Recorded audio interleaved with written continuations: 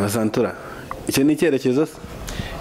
Iki ni icyerekezo cya Afurika kugeza muri 2050 mu bijyanye no kwizamura mu ijisho rya Oxford. Ubundi se Afurika yari yarabuze iki ngo itere imbere? Biterwa n'icyo wita imbere. Aho uri ubu none aho urimo kundeba, ubu ngewe ndi imbere yawe.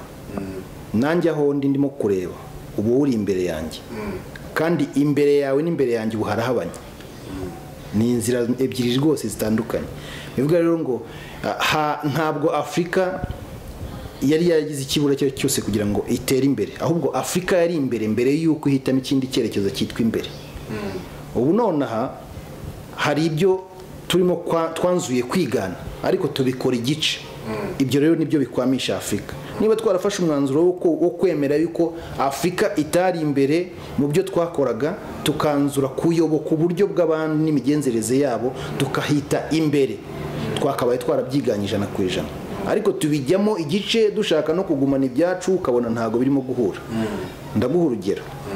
Niba tuvuze ngo tugiye guteza imbere Afurika mu buryo Amerika cyangwa Ubwongereza bwateye imbere, cyangwa ibindi bihugu byo mu burengerazuba bw'isi, biba bivuze ngo tugomba kwakira imigenzereze yabo yose uko babigenza. Turateza imbere ibikorwa remezo bijyanye no kugendera mu kirere. Ubwo tujugunye agataro, tugiye kugendera mu ndege.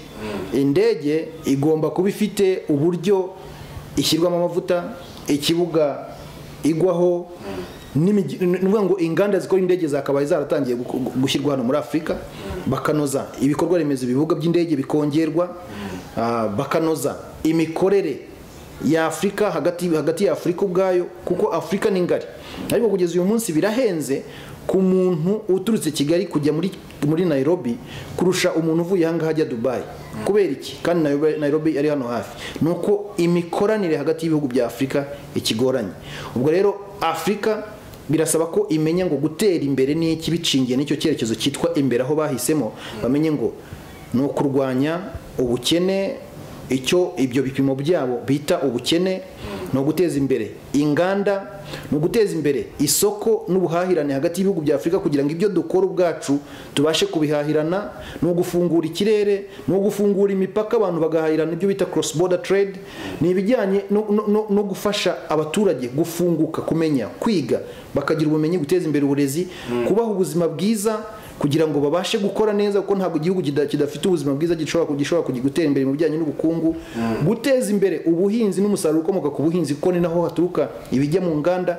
Ibyo byose nibyo twakwita gutera imbere, kandi ntabwo byari byarabuze, ahubwo nibwo twanzuye kubiyoboka. Reka tubijyemo neza, tubikore mu buryo bwimbitse. Ngiyo Afurika turimo gutekereza, twifuza muri 2063 noneho bikaba akarusho. Ndagushimiye cyane Masantura. Nanjye ndagushimiye cyane umunyamakuru.